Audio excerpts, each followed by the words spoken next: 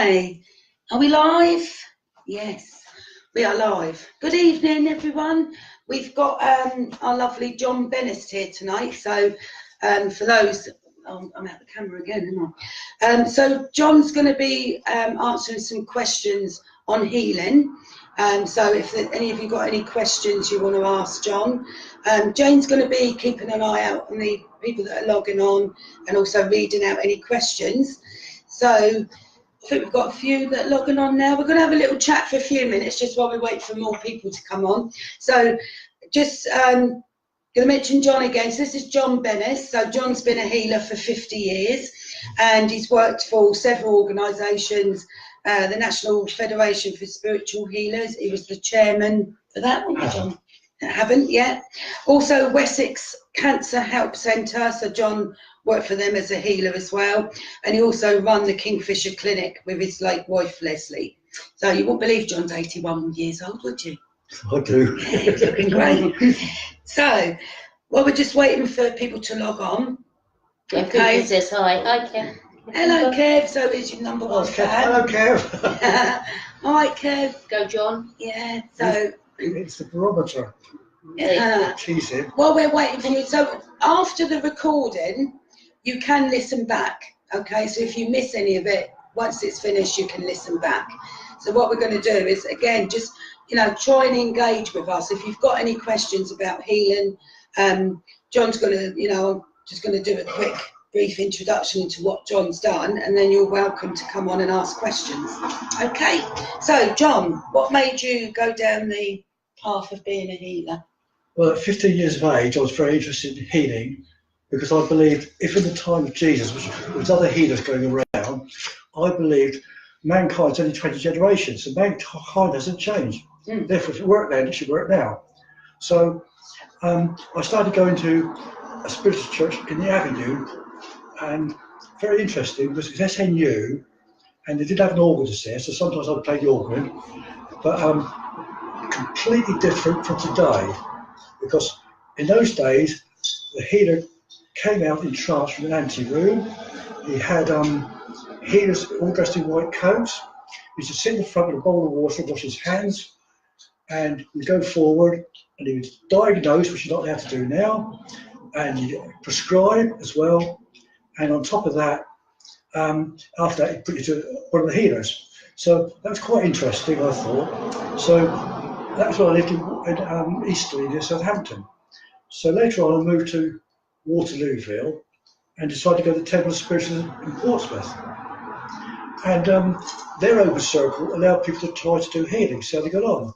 Again, local SNU church will not allow you to do that. And all they kept saying to me was, "You're not doing spiritual healing." Well, I was a bit ignorant, perhaps. But so Margie Randall, who used to run the healing group, she actually proposed me membership to the NFSH because I didn't want to join SNU and be limited. But during this period as well, I sat with a group as a healer and also a trance medium, and I used to supply the energy. So, I mean, I'll tell you one interesting experience maybe. We went to give healing to a lady, and she had a collar around her neck sitting in an armchair. Now, Josephine was the healer, and I was learning then. So I sat there giving the energy out, and David is clairvoyant, everything. He was a top medium type thing. And all of a sudden, this lady had her neck on the back of the chair, armchair, her body came upright like this, and I was sitting sideways, I dived underneath, supported her bottom. I thought, we're going to get done for murder because I was in the Red Cross at the time, and that's a bit, but anyhow, so I give healing completely differently, and somehow I charge up with energy. So when I was giving healing originally, my hands used to float on the chakras. Do you all know what chakras are? Chakras or chakras, whichever you want to say it. Lots of people know what they are, don't they? Some people don't. Well, I've got a nice little thing here that explains it. Paula can read it out for me. There we are. That little sense for it there. Okay, so for those of you that don't know, can you see me? I'm actually not in there, mine. So for those of us that understand chakras, chakras, whatever way you want to pronounce it. So as we work as healers, some people actually see them, some people just sense them, isn't it, John? Yeah, feel them. So, or feel them, yeah. So you just intuitively connecting with them. So chakras are wheels of energy. Okay, so there's these wheels of energy that draw in that prana or whatever it is, life force that we need. So chakras are wheels of energy, transformers and doorways of subtle vital forces called prana. Chakras originate outside of the body and as gates in a second attention system, like the five senses. The brain senses the different frequency of light as colours. Chakras sense and distribute pranic energy to the physical body as different emotions, sensations and thoughts. Yeah. I think Right? that's basically what it is. But what it is in simple terms as well, if you can imagine a vortex, a whirlpool, taper down, and the one at the back and one at the front, they're twisting like that, and they actually meet in the centre of the spine. So what I found I could do was when I first started, I was to float my hands on the edgy field. I could just relax the hand completely, and it would go on the edgy field and sense the energy where it was, the size, the shape, and everything like that. And then much later on, I found I could actually see the energies, but I don't see them like a picture. I get a subliminal picture, and it's very difficult to explain. I've got something called anaphasia, which means I cannot picture things in my mind. So when people aren't here, I know them, I can't picture them. Can't picture my house. I can draw them individually. So I see chakras, whatever they call them, I see it subliminally. And if I play the keyboard, I could see the keyboard in my mind and play a tune for the other people. So I just like to say, you do not have to see them to give healing. But if you are a good healer, you actually change them. And so I remember when I was at Waterlooville, we used to have a therapy room, and I became aware of a spirit doctor there. I never knew who he was, and as soon as he moved in on me, I'd be like that, going forward a bit. I nicknamed him Dr. Foster. I had no better name for him. But so Martin, who actually sits in Kate's circle, he's a medium. I was doing a talk to the Joseph Carey group, which I'm linked to. I don't belong there, I'm associated with them. I was doing a talk there, and he could see this doctor standing behind me in Victorian clothes, and he gave me a name.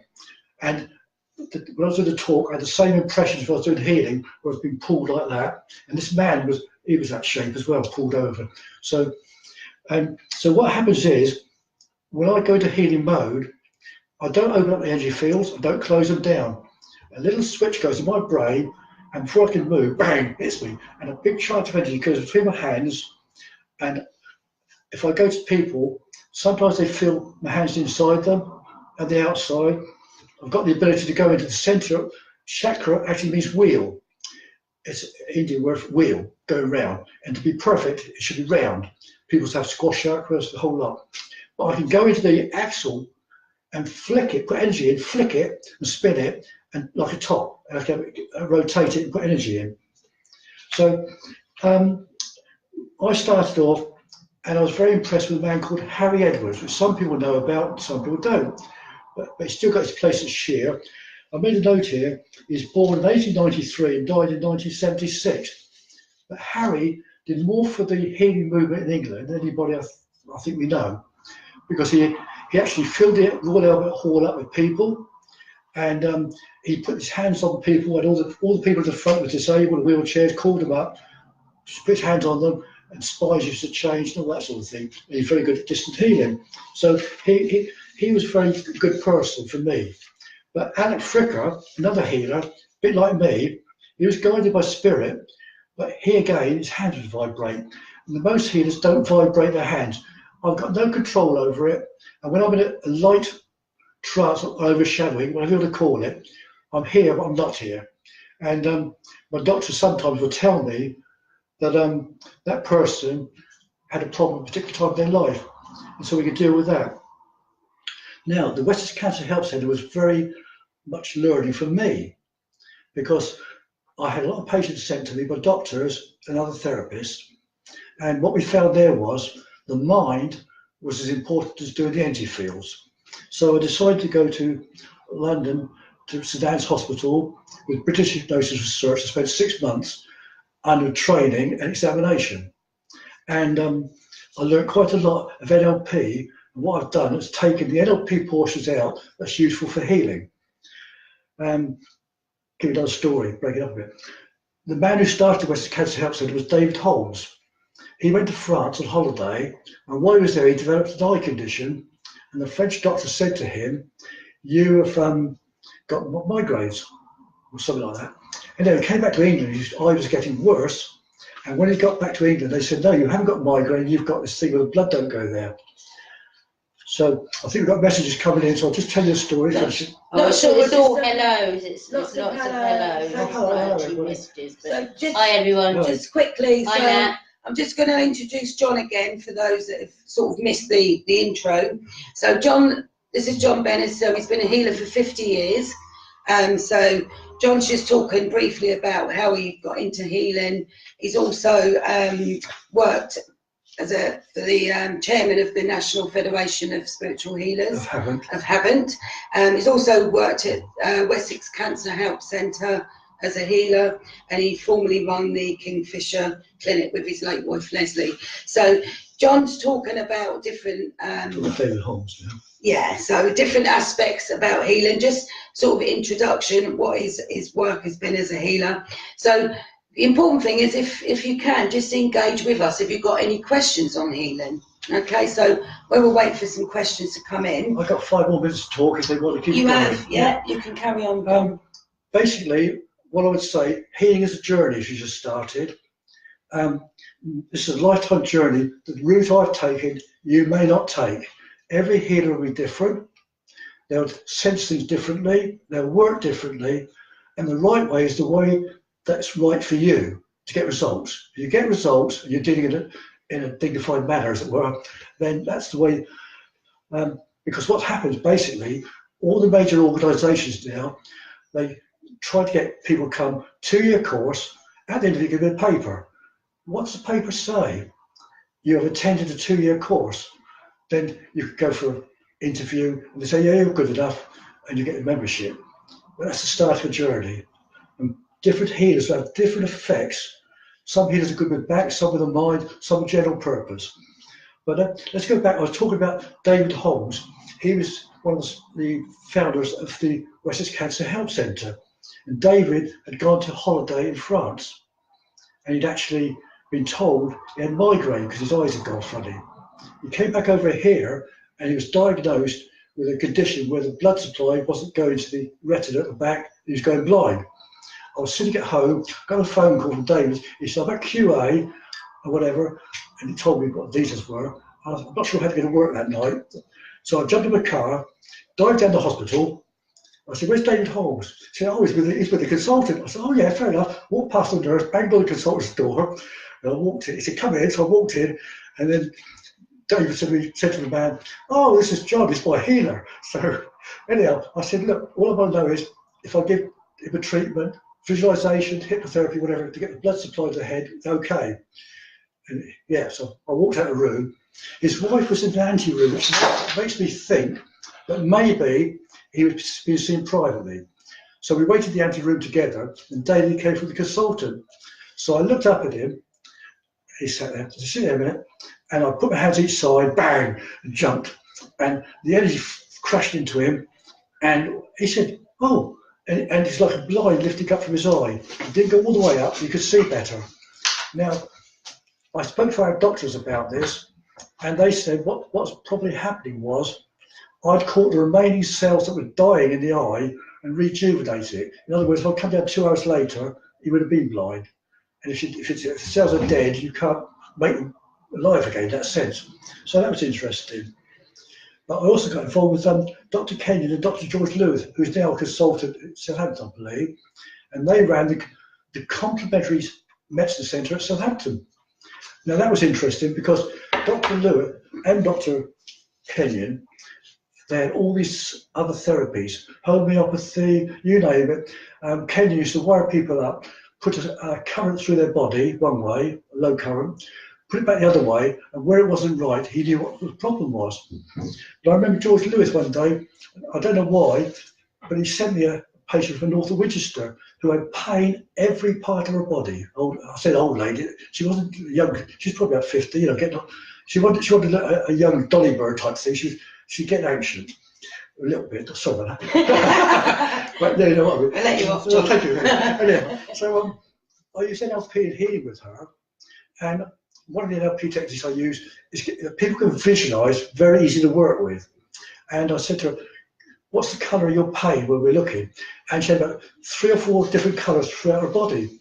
We changed each one of those, brought it back out again, and the pain went completely. So I wrote a note to Lewis and said, I've seen your patient, we've done this. And he sent a note back, well done, John. So with the Cancer Help Centre, what I became aware of the mind, how important it is. That's why I was involved with hypnotherapy and NLP. Now what we learnt there, what I learnt, I didn't realise, and a lot of people won't realise, they were talking about VAK. Now VAK is visual, auditory and kinesthetic. So that means you can be visual, you can be auditory, actually literally hear music in your head, or you can feel things, kinesthetic. So some people are very one or the other, and some people are a mixture. So I think we all tend to think because we think a certain way, we're all the same. We're not, we're completely different. So how are we doing? We've got anybody phoning in We've yet? got plenty of time. Oh. So have we got any questions yet? No, just more hellos. another phone. Hello everyone. If you want to ask some questions on healing, just fire away. Right, I'll talk about healers now, they're brainwaves. Going back to the 1960s, a man called Cade developed a mind mirror. And what this was, it was LED lights that moved across as each part of the brain changed. You go to beta to alpha, get ready theta and gamma right down the brain. And it showed up on the lights. And it was like different shapes. And what they found was a healer who linked with the patient, I use the word patient, the official word is healee, which is a funny word, or you call them client if you want. Eventually, the client's brain pattern matched on the mind mirror the healer's. And so that showed they actually making a link. So the energy field is making a link at that level. Now there's a danger for all this. A lot of healers, pick up from their client. And instead of going that way to the client, the healer's energy field, well, it's weaker, and the clients come back that way. So I watched somebody working the other day on a cancer patient.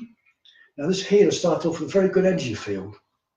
But what happened at the end of it, her energy field changed to that of the cancer patient. Now, if you're going to do that for a number of people, you get ill. And it's true saying, isn't it, John, you take on other people's conditions. You can take them on. You have to learn to control that. Well, she was a natural medium and tuning in and all those sort of things. So she's very open to linking, but the danger was she was linking to someone who was seriously ill. Yeah. So she was picking up their condition. So that's the discipline of when you're working as a healer and a medium, anything like that is that definitely you've got to protect discipline in yourself. I work with cancer patients. Yeah. Well, not recently, but I have. One of the most interesting things talking about cancer patients, there was a video on YouTube, 3 Chinese doctors, and they had a hospital where they didn't use normal medicine. And what they were doing was chanting in some way. I can't remember saying, we'll go out or go on, whatever they were doing, it's Chinese. But they also had the medical thing show the cancer on the body. And as they were chanting this, people had been there for a month before and doing meditation, all sorts of things to get in a state. But what happened was then, you actually saw the cancer start to regress. Yeah, they said they worked from their heart, wasn't it? It was heart working. Yeah, but they were chanting from the heart. They were linked across. And and it was disappearing on the screen. Yeah, so I don't know if you've got any people phoning in. I've got like 2 or 3 minutes to talk yet, if nobody has bothered to phone in yet. I'd like to talk about Herbert Benson, 1960s, and studying immunology. And what they found was, if you go into an altered state of relaxation, whatever it is, calmness, quietness, get rid of stress, the immune system works much better. But having said that, same era, they got some actors. They weren't healers, and they just went through the ritual of giving healing. And what happened was they got a lot of success.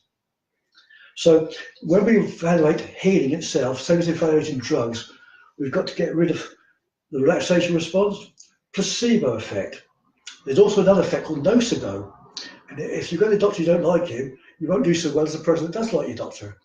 So you get rid of that first, and the rest that's left over is the healing response. To give you an idea of the mind, in 1960s or 70s, I can't remember which year exactly, a new drug came out, I think it was called something like Kerbiozin. And this man had cancer throughout his body. And he went to the doctor, because he wouldn't pay, but he said, I want some of that. And he didn't meet the criteria to have it. And the doctor said to him, I'll tell you what, it's very difficult to get hold of. Give me 2 days and I'll get some for you. So in 2 days he phoned him up and the man came back. And so he said to the man, I've got a double dose here for you. You're very, very lucky. So he injected him with placebo distilled water. This man was covered in lumps, and in a few days they all started to go down. And a few months after that, the paper started saying, this Kerbiozin is a lot of rubbish. And you guess what happened to his cancer? Straight back again. That's the mind. Yeah, mind's a very powerful thing, isn't it? Right, you have some questions now. Oh, right. Right, Sagita. Hello, Sagita. You bet, Sagita. She's down at the coffee I shop. can't picture people. The young, nice looking one is Sagita. No, younger. She was there. Oh, you'll know when I'll point you out next. All right. All right. When you get give a healing to a person, do you meet, see, or feel the other person's main guide? No. And if so, do you communicate with it while healing in this process? No. I'm communicating with my person. My person is telling me information and where to go, and the energies change accordingly. Now, for example, as someone with brain damage, 2 people can see energies. Claire, who comes, I can't remember her second name. You know Claire? Oh yeah. So her and another lady who's my neighbour, she's a therapist and a healer, and she can see it. And I work on this man. He'd been on depression things for 40 years. He damaged his head on a swing when he was young.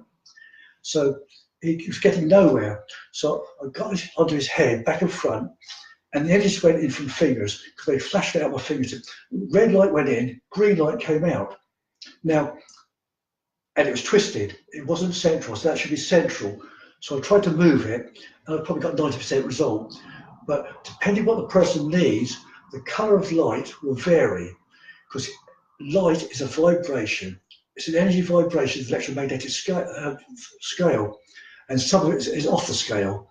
So I've got no control of the energy I give, but it will vary according to the person that's in front of you. I understand why you ask that, Sagita, because sometimes healers can see other people's guides. And again, there was the rules were, weren't there, John, years ago, that you shouldn't be using clairvoyance when you're doing healing. No, they used to say that. I don't think I'm clairvoyant, because you're not supposed to give a reading. But what happens is my doctor would say to me, for example, when you were a certain age, something important happened to you. And the person will say, do you remember? And the person will open up and say yes. And they might tell me about it. Then I'll switch into NLP and soften the memory. I will not take it away, but I use an NLP technique, which is very powerful.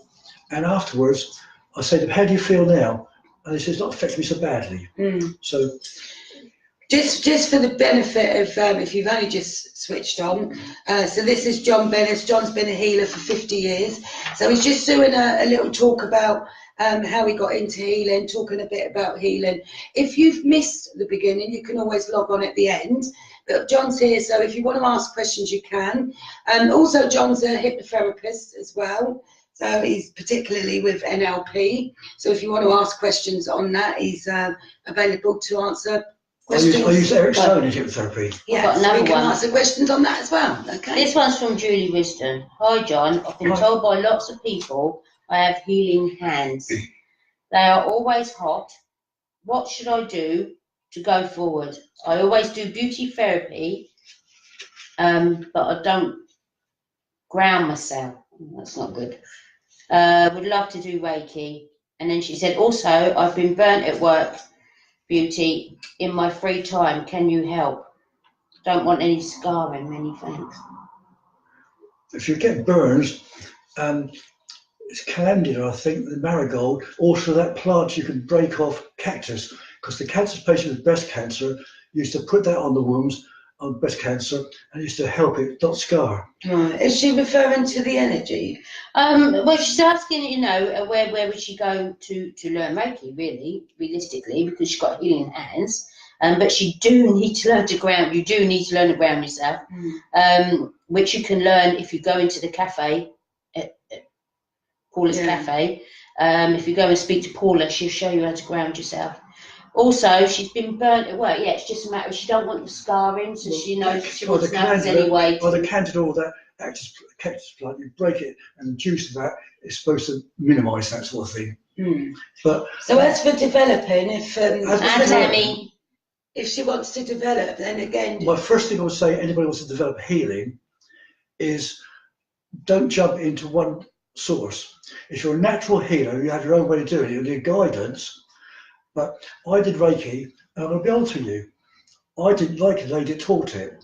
It was Penelope Jewell from America, going right back when it first came to this country, and her message to me was, it's going to cost you a lot of money, but you'll make a lot of money. And I thought, no, it's not for me, I'm not doing that. And most healers don't do that, or Reiki people. But even at that time, there was no insurance or organisation in England. And one of my healers that haven't was a Reiki person. I said to her, you've got to get insurance. So now you can be insured fully. It's all gone through properly. But I'm going right back with Reiki, you know. Yeah. So it's not. I don't need to do Reiki because Reiki normally is very relaxing, which is very good. And the person can relax, and you put your hands in different parts of the body, work your way through, and you'll get benefit. So I think you need to talk to Paula or somebody and see what sort of healing you feel joined you want to go to. But your basic thing to start with, if you've got your family in that, somebody's got a bad back, with their permission, for example, put one hand on the back and one hand on the front. If you feel heat coming out, extra heat, then that's probably energy. That's one form of energy. But I can work on somebody, heat will come out, go somewhere else in the body, cold will come out. But, you know, try to see if you help their back for example, something simple like that. Julie, you might be able to help your burns, Julie, by if you have healing hands, give yourself healing, then you're not picking up, because you're not grounding, you're not picking up anyone else's energy then. The other important thing as well, Julie, with any of this sort of development, you're going to become more and more sensitive, isn't she? So the more you work, the more sensitive you'll become. She's been using aloe vera on her arm. That's the sort of thing. Like John was saying, we tend to take on other people's conditions if we're not careful. So just starting with, you know, the right training, or, you know, just making sure, like Jane said, really importantly, is grounding yourself as well. I don't think it has to be, I know you teach it all, I don't think it has to be Reiki. She might find it's better at hands-on healing. Yeah. And if you we were talking about the SNU. So me and John were talking about the SNU, and a little bit restricted. No, SNU now have changed all the rules. Right. All you're allowed to do with SNU is put your hands on the shoulders, on the head, down the side of the body. Yeah. And it's completely changed. And on top of that, I think you do 2 years. I'm not sure if you've got to do another year on top of that with a healer present. It's very restrictive. Yeah. If you've got natural healing abilities, find out if you've got them. Work on a few friends even, with their permission, obviously, and see what happens. If your clients feel duty, whatever you're doing, if they get a problem, without saying a lot, if your hands go to the right place and you feel something different in there, you're trying to tune in on the energy fields and start to learn. So you will feel different, won't you? As you're working through, you'll feel drawn to particular areas. But yeah, or even some healing books, isn't it? There's healing books, but if she's a natural healer, this is where it goes wrong. Leslie, she was a natural healer. She gave healing to animals when she was not a baby, but 3, you know, all her life. She ended up in natural health giving healing to managers. Her way of doing healing was not the National Federation, not the Spiritual Church. No. And what happens if you're a natural healer and they try to say, this is the way you must do it. Now, organisations are getting very dogmatic now, because whoever teaching it at the top, because they do it right for them, everybody will do it the same. It doesn't work. Find out if you're a natural healer or get guidance. Yeah. And I think as well, because you're cutting yourself off from your true potential of what you can do. You're limited. You won't, as soon as you put the rules in, your mindset's completely different. Yeah. Like you say, it's a power of thought. If you've got someone giving you rules, it messes all your mind up. You need to be free and be open to able to do what you need to do. Yeah. Really. I watched Healing in America and the Spiritual Church, a lady went on the platform looking down at a group of healers in the front row, and somebody came out and she was there to make sure they didn't put their hands in the wrong places in the front or wherever. I mean, it's terrible now, but if you deal appropriately in the right places, I would tell people, if I'm going to check their spine, I'll say, I'll put my hand on the tailbone, head. I'll run up the spine. I might touch a place with the finger and say, you've got a blockage of energy there. But you've got to be careful nowadays, and you must be insured if you go to the public. Yeah, and also just being aware if you're working with someone, being careful, with your own energy. Well, also, those private bits, just being careful. You've got to be careful. Very careful. Not to be seen to do it inappropriately. Always ask when you're going to put your hand on someone's boot. Yeah. Okay. Terry. Hi, Terry. Hello, Terry. Do you do distance healing? I do, but I've got a problem with it because I'm not sure it arrives. Because I can't visualise. I mean, Harry Edwards, for example, he could do good distance healing, and like Leslie asked for him, and it appeared in the bedroom. She saw his thought form there, and because I can't picture the person, I can pick up a photograph and sometimes pick up the energy field, look at the photograph, but I can't visualise it on mine. But I do it, and I've been told it gets there. But I haven't got the confidence to say yes, it will get there. I'll do it. So I'm not very good at doing distance healing. I prefer hands-on. But of course, distance healing works very well as well. Okay. So there's three kinds of healing. There's contact healing, where you put your hands on in the energy field. There's absent or distant healing, where you visualise. And there's also, you'll find some healers don't affect the energy field directly. What they're doing, they go through the motions of giving healing, but they're using the same mechanism as distant healing. Yeah. So it's like three sorts of things. So, and of course, Harry Edwards, well-known healer. Well known to most people. Yeah, can't believe I don't know about Harry Edwards. But, Harry Edwards, amazing healer. So I remember actually, I was telling John, I remember going down to the Harry Edwards Sanctuary when I was really little. My dad taking me down there, so they do have open days. So if ever you want to pop down there, one recently, or ever read, we have regular trips there as well. So that's where you were going to get to next, John, wasn't it? About some of the healers. I visited with Leslie the sanctuary there, Sheer, lovely place to go and sit and whatever. And a lady came over from Japan. She wanted healing, and there was no healers available. And Leslie, we were in the big sanctuary place, and Leslie gave her healing. There was no one else available at that time. So it's wonderful.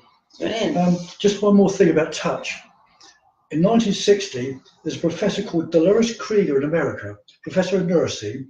She taught her nurses and called it therapeutic touch, because the word healing, spiritual or psychic healing, upsets some people.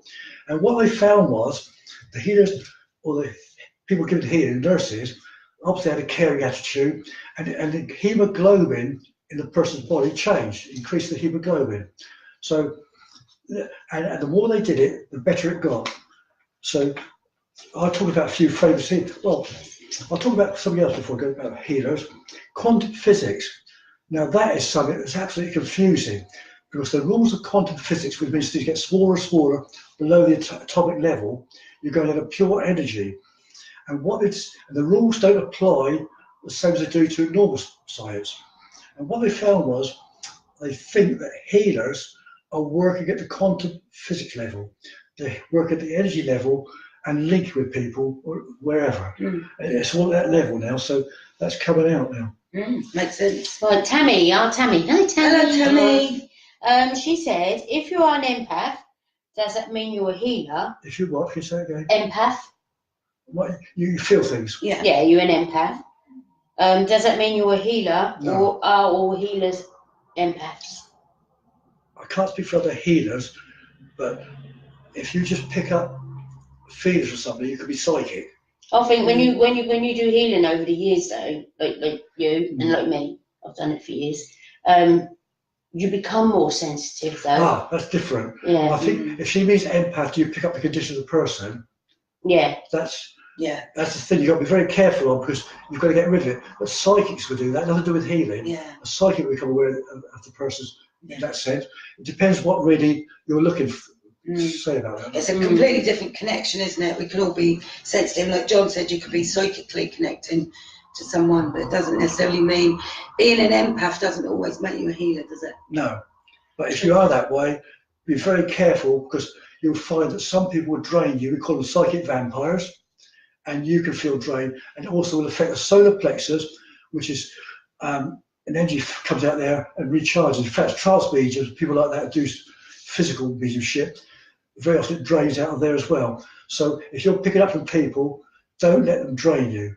Learn to close it down a bit. Talk to Paula. She'll tell You you know about that anyway, Tammy. We got any more questions? Yes, Terry says, the person you are giving healing to, do they have to believe in it No. for it to work? No, Animals don't No. believe in it. no, I say definitely not. It's nice for them to be open-minded, because you can block. I say to people, look, I think I can help 80% of people, maybe 90, I don't know. But all we can do is give you a treatment. You will know at the end of it how you feel. So it's back to that person. So I said, I don't care if you're sceptical, because I said I'm sceptical. I've queried this all my life, and it's good to be sceptical about things, but do it with an open mind. Yeah. Because a lot of scientists, they will say it cannot happen because we don't believe it happens, so they never move into that field. Yeah, and of course, look at animals; they respond really well to healing, don't they? Definitely. They don't necessarily understand what's happening or have to believe in it. No, So- I heal them. Any more questions there, Jane? No, not now. Well, I'll talk for No. a couple of minutes. Yeah. There's the lady who gave 60s, 70s, 80s, going right back, Sister Justice Smith. She worked with a man, if I can say his name, Oscar Estebandy. And what she found with him, she was a biologist, and she found that you can alter the enzymes in the body. So they've got newer equipment now, they had it ages ago, and they find that when they have healing, it alters a lot of your hormones, enzymes, all the things through your body. And usually, if you're deficient in one, it will make it better. If you're overactive there, it automatically reduce it. Kev wants to know, Kev Hooper, he wants to know, have you done healing on animals? Not a lot, but occasional. My neighbours that can see the energies. I went in one day and her dog barks at everybody. Yeah, he wants food actually. So I gave a quick check. Shut him on up. I gave a quick check over the spine and just general. And I said, your dog here has got a problem. I don't know the joints, up where it joins the body at the top. She's got a problem with that leg there. And he's been limping a bit apparently, she told me. So she does healing, and she's also trained in all that sort of thing as well. So she gave it massage as well, she's trained in that to improve it. But I picked it up for the dog. So I think with animal healing, I gave a book away to Joseph Carey Group, to a lady who's into animal healing because she's interested in horses. And there's courses on animal healing. All I would say is with some animals, be very careful. For example, some dogs won't let you touch them underneath. You appear to be relaxed and they can suddenly turn and it's a bit wary where you're going. So you just put your hand on them, see what the feeling is. See if the lady with the healing hands, get a cat, get a dog, whatever, just put your hands on them and they normally respond to healers. They like it. Okay. So John is also, so you're NLP, John. NLP. You use that when you're doing healing? I use it if appropriate with healing. And there's two things of hypnotherapy or hypnosis. Now, hypnosis, anybody can learn quickly to hypnotize somebody. It's what you do as a therapy when they're in that altered state. So sometimes I will use NLP techniques to soften the memory, but sometimes a doctor will be there and they'll make me aware of what the problem is at a certain age. And I don't diagnose, I might just ask the question, like, do you remember what happened when you were 20? Yeah. And somebody will say, yes. Well, that happened yesterday. I saw with acupuncturist, and I said, her energy fields were up the creek, to be honest, but I said to her, my doctor told me, you were 20, there's something happened. She said, oh yeah, I had 2 twins born. And then she looked up and said, oh, that's when I decided to go on the healing pathway. So it's beneficial. Yeah. But Right, Tammy has another question. Could regular healing help with seizures? Asking for a friend. could what? Say it again. Regular healing help for a person that has seizures? Probably, if You've got to be very careful with schizophrenics, seizures and stuff. I think she means as in fit seizures. Yeah, what's a seizure? Epileptic. Yeah. I'd be very wary about how much you do around the head, but if I had something like that, I would actually go around the head and sense what was going on in there. But I'd be very wary, take it carefully. Yeah. So I've talked to doctors about these sort of things, and there's some people you should not try to treat. Well, it's to do with the electrical patterns to the brain, isn't it? Yeah. Electrical charge, so it can be. Oh, I'd be a little bit. I'd be just We're going careful. in. Going in again. This is, healers have got a responsibility, and this is why we need insurance. Because although we're setting out to do, with all good intention, we just have to be aware of things like that. But generally, if you've developed very well, and you particularly working with guides, they're your best teachers. That's what I was thinking. If you've got a good enough guide, and your guide is the baby's guide too, or whoever it is, they know what's good for the child. We've sat here and we said it's what's for you. Yeah. So that if that's what's good for the child or the adult, whoever needs it, then they're going to give them what they need. They're not going to do it any damage. But at the end of the day, if you're channeling and you're no one can get worse. You're controlling, the guides are there help, and they're controlling the energy. Yeah, that's what I mean. It's all about teachers, aren't they? So. Just what they need. It's all about the person, I thought. Yeah, I'm the same as John. I'd be very careful. Same as if I'm doing any meditation or anything like that, or I'm doing healing. Yeah, would you only use? I know that yellow is a good colour for creativity. It's not a colour that I think it can overstimulate someone if they're going through some sort of mental upset and that sort of thing. So it's a colour I've got to be a little bit careful with using. It's called a duty of care. We've got our duty of care by law, and if we did damage, we could get sued. Yeah. So I've never treated anybody with epilepsy or seizures and things, but with my energy, I'll be very wary. I've distant healed. Have you ever? I've done it. Like someone said before, they give healing to their husband and they had a severe headache, and it made the headache worse. That's possible. I believe, yeah. Yeah, but at the psychic fair we were there, probably ladies on it tonight, she followed you. She came and she had a migraine, she said, and it had gone completely for the last 2 weeks. Could I help? So I did whatever, and she said, it's gone. Good. So that was good. Yeah, I'll get some crystals out for that. So again, as much as, healers have got all the right intention, there are some guidelines we have, and a lot of it is common sense as well. You can't cure everyone. You can't say, we can cure everyone. We're not allowed to make that statement because we can't. But John said we're not meant to diagnose. You can't treat cancer. You can't say you treat cancer patients. You can't say you treat them because you're not qualified to give treatments. Only medical people can do that. But you can help them. It's a play on words, but you're not allowed to say you're healing them because they get it into their head that you actually healing can save their lives. You can't advertise this about treating cancer patients as you're medically qualified. Yeah. It's against the law. And like you said, you're not allowed to say. This is why a lot of them don't like the word healing, isn't it? Because they look at it as it's a cure. Yeah. Healing actually comes from an old English word. I can't remember exactly what it is, but basically what it means is bringing together the wholeness of the person. Yeah. It's physical and mental, spiritual, whatever. Yeah. And as far as they're able to get there. So if somebody's seriously ill, you can help them, bring them together as far as their own body and mind will allow it. You facilitate it. And again, the mind has got the power to. The mind's very powerful. Very powerful, so it can help with the health. That's why I believe in the placebo. Oh, but the placebo's been proved. Doctors use it all the time. Yeah. And healers should use it. It's very powerful. I mean, there's a case for a chap. It went in a trial. They had half the people with placebo pills, half not. And one man got so good from placebo pills. At the end, they said to him, "You're on placebo. You're on." And he said, "I don't care what I was on. Give me some more of it." So he carried on taking it. It worked. Yeah. There's just nothing in it. No, mind. Just the mind. Just shows, isn't it? We got any more questions there, Jane? Just Tammy. Yeah. Just don't like all the medication he's on. Yeah. So if I can find something that will help, I'll do it. I know Tammy. Tammy's one of my friends, and I know Arlo. I was there when she was in labour, He do have fits, and sometimes when he's really bad and he's in hospital, she will ring me. It could be in the night and say, "Look, he's having a bad turn. So I always send the angels in, like helping. 9 times out of 10, as Tammy was saying, you know, he changes, it helps him, do help him. It's So that's hard. why I was a bit, you know. Yeah, it's hard, isn't it? Because finding the right medication and it's finding. But you don't like him being on all that medication, which is fair enough.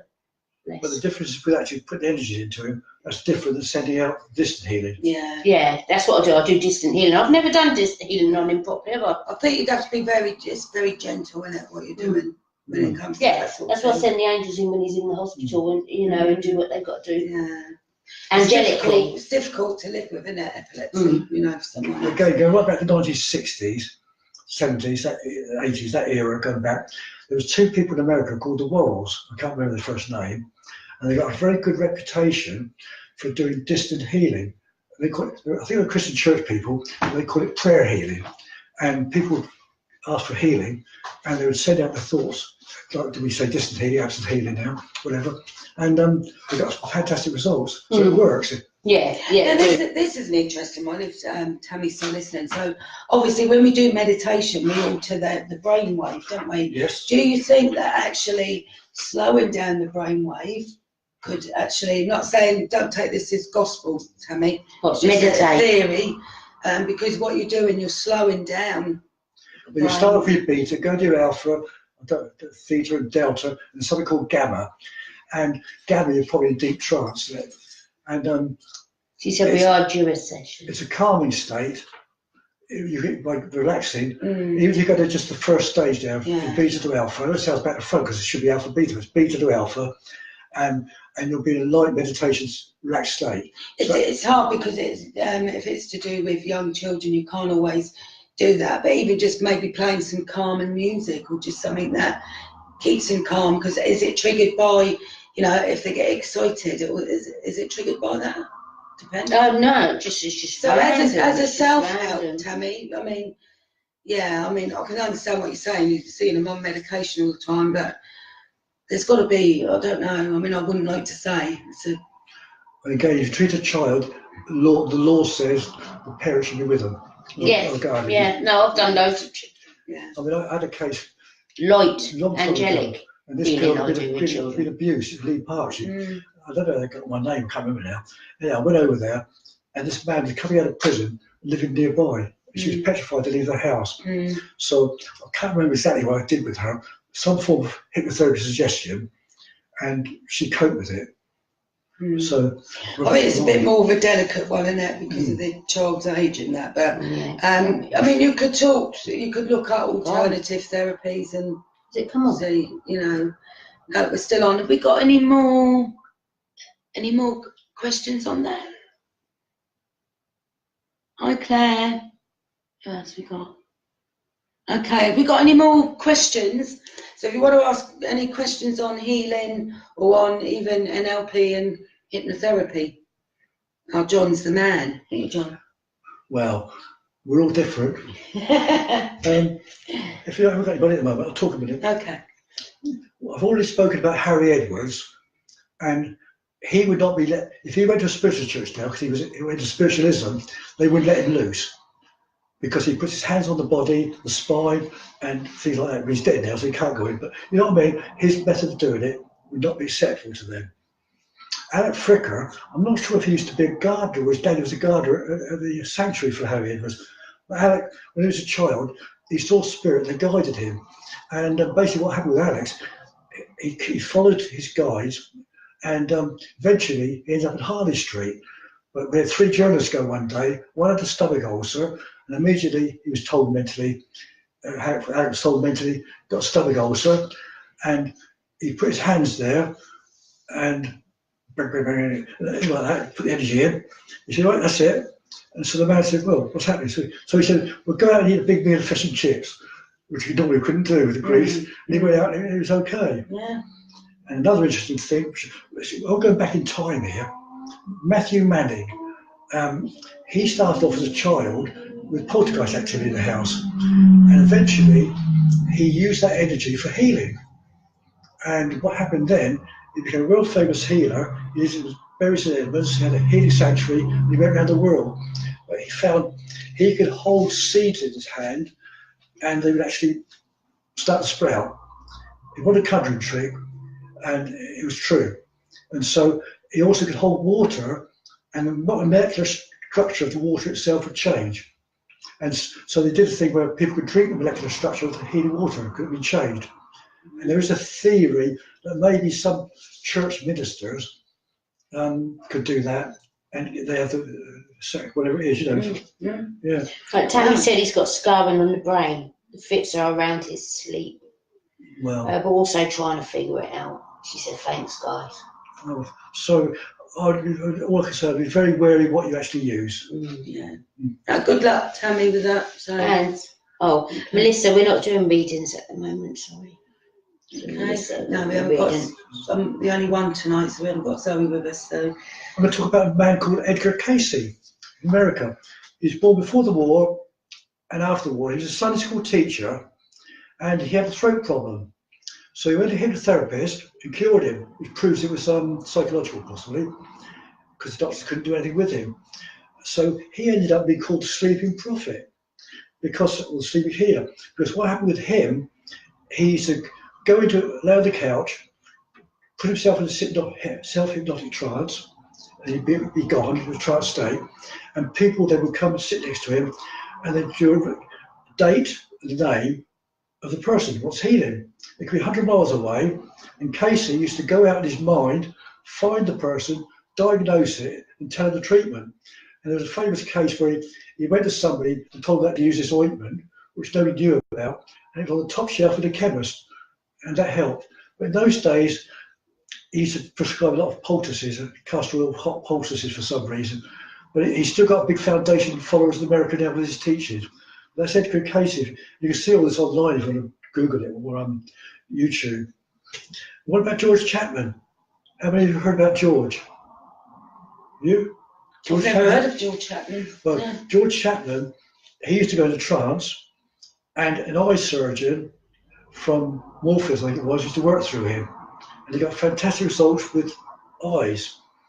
And one day a lady came into him, never been there before, for healing, and he recognised her, because it wasn't George Chapman talking, it was the doctor, and she'd previously been to his clinic, and he recognised her, and also recognised the family, personal things about the family, and they proved to their satisfaction that it was genuine, the doctor working through him, and his son's taken on the thing now.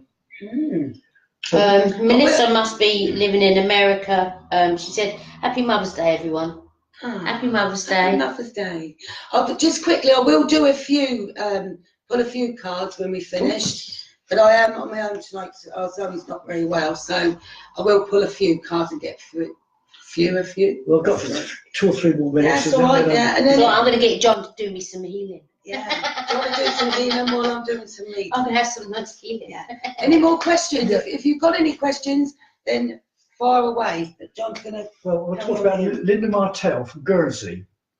She was a little 3-year-old when it really happened, but she had spina bifida. So she came to England for treatment, and she was treated by the nuns. And she always would talk about my Jesus and my lady. There's possibly a religious influence, but she used to see them, describe them, whatever. She went back to Guernsey, and people would walk in the room. She's only a child, and she'd say, "Pain there in chest," or whatever. Linda put her hand on. She put her hand on, the pain would go. So she got through about 2,000 people, I think.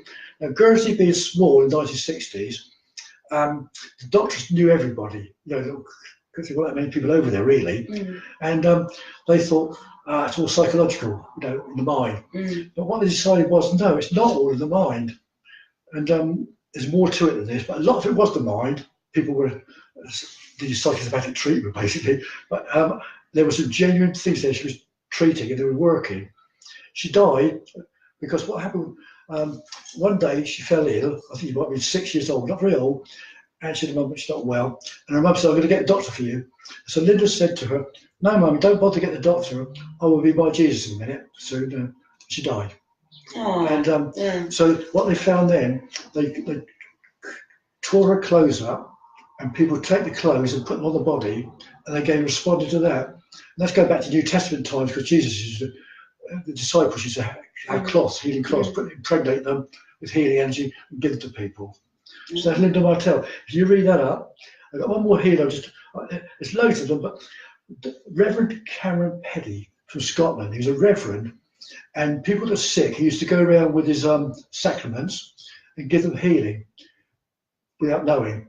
Because he used to walk in and they'd say to him, "Oh, Mr. Petty, since you've walked in this house, a strange power is coming here with you." And he was given the sacrament, but they got healed.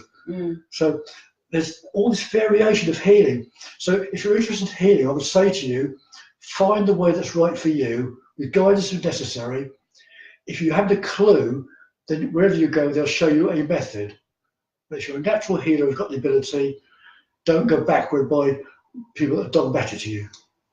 That makes sense? Yeah, absolutely. So I think I've spoken most of my bits and pieces. We've got there. one from Kev again. He said, "Great talk on healing and your life as a healer." Yes, it's very interesting. Thank you, Kev. Tammy said it's really interesting tonight. Well, Kev is a barometer. He said it's my turn to buy you a cup of tea next time I see you. Thank you, Kev. Kev, you're my barometer, because I'm walking with Kev, and if he's on his phone doing business, his energy changes. If he does something else, it goes something different instantly. Or what is energy? Yeah, and if he sends love to his daughters in Australia, they all go lovely, all round, all the way down. Oh, so bless. that shows you emotional state. Yeah. But we're talking earlier on about guys, weren't we? And do you remember we did a healing share, and without going into personal detail, you gave healing to a lady, and your guy told you not to carry on. And afterwards, I went there and I linked in with her, and I was told certain things which were true. And I used to NLP, and that lady changed completely. You were told, so we worked as a pair then, because she was told not to do sort of things. I mean, I didn't know I was going to be there. I was just told to step back, and they did it. Yeah. Yeah, but see, that's spirit working. Proves it works. Is that how much you work pretty much the same? Yeah. So if we're going to do healing in a minute, I can see energy fields. So I'm going to look at this young lady here. I'm completely shut down at the moment because I've had the last 5 months have been really traumatic for me. When she walked in, so I shut down. As soon as she came through the door, I knew immediately what energy fields do. So the word chakra means wheel, and it ideally is round. If you had a car with a square wheel, not a square, but down like that, you've got a problem. So if we get them round, that's the best thing. So every one of the front chakras are down. So while she's sitting here with her permission, I'm going to scatter her spine. Yeah, no, absolutely fine. You've got a blockage right down there. Yeah. It wouldn't surprise me, I've got really bad size. Don't tell me anything yet. Okay. And what's happening is, about that far up from the tailbone, there's a line of energy going across it. Now, I don't know if that's to do with the solar plexus going through or whatever, or your back problem. I can't diagnose, but I would actually treat that. When the doctor comes through, I'll charge up the energies, push it in there, put it through the body, and actually move it up through the body. Yeah. So you doing it now? What's happening? I'm just doing the back. Okay. I'm just doing the back. So what's happening now? I'm putting energy into where the blockage is. And I've got a finger in the front, which is like focusing the energy going right through the body, through the spine. I'm spinning it at the back now. At the psychic fair, we had 2 young ladies there, and they can actually feel it without looking. They can feel what's happening and start to move. Are you experiencing anything that's a matter of interest? Don't matter if you're not, because some people don't feel a thing and some do. Yeah, I am. What you tell me what you're feeling. Really jiggly. Tell me what you're feeling. Tell me what you're feeling. Tell me what you're feeling. Cool, makes me jump. I get charged up and it discharges. It's like a battery. And it goes, what are you feeling now? I've got a gentle flow coming at your back now. Yeah, it just feels loose. It's gone loose. So did you have back problems? Is that emotional? Yes, I think that I have got, it's all motion. It's both. Right, so it started ever since. I'm going to put my hand on solar plexus, and I'm just going to get that one. That's opening up. And then we'll have a look at the frontal ones. This is how I work. You will not necessarily work this way. I don't work this way. No, healers will work differently and have different abilities, different energies. Right. That's started to open now. Are you aware of it?